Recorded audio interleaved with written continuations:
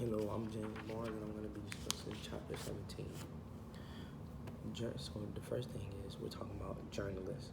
So just a little background. Journalists must often report on the ugly side of life and death. People affected by tragedy often bear their pain bravely but are reluctant to share it publicly. When a video of a fatal tragic traffic accident was shown to during a trial, reporters covering the case were faced with a decision to air the video or to not air the video. So now here's the situation. In El Paso, Texas, a 19-year-old girl by the name of Valerie Tillmans sat waiting at a red light early on the morning of December 29, 2007. Suddenly, an SUV traveling at 60 miles per hour hit the back of her and another waiting beside it. Tillman's car took the brunt of the accident. She later died that day.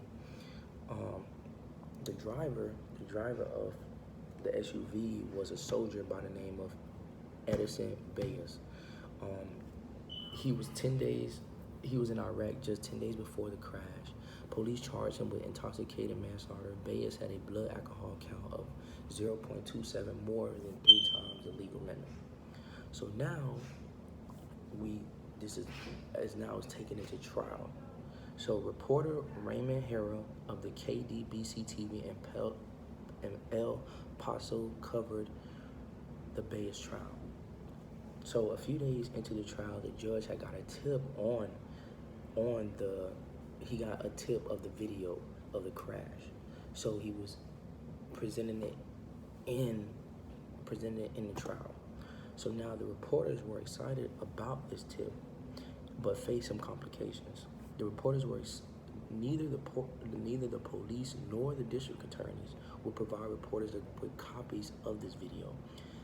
But knowing reporters, they need that stuff in order to report it to the news, report it out. So right now, they had the video, but it was in a courtroom, so no news was getting this. No reporters was getting this information to be aired out. So they was kind of like, okay, we need this because we have to do our job. This is our job. So now, video coverage of the trial was operating on a pull system, meaning it was only one camera took video that was made available to all 4 El Paso TV stations. So now it was only one camera in the courtroom, and that one camera was a part of the El Paso TV station, so it would be aired out all at one time, but with one camera. And reporters, there's a bunch of cameras, so they only had one camera in the courtroom. But luckily, it was going to be covered through El Paso TV stations. Now, here's where the challenges came. The victim's father had came to the reporters and asked them, can they not report it? Can they not, put that information out there of his daughter because of, how it would affect the family, So he had asked them to not do that. So the reporters had told him they need to go to the head man, which is Mr. Bayes, which was going over, Mr. Raymond, which he was the top reporter, which he was the one covering this case. So Harry presented the father's concern about the family member seeing the video and the emotional trauma it might provoke. The news director, however, said his response to those people would be simple. Then don't watch the news. Harold did not disagree with the news director. I guess you have a point, he responded.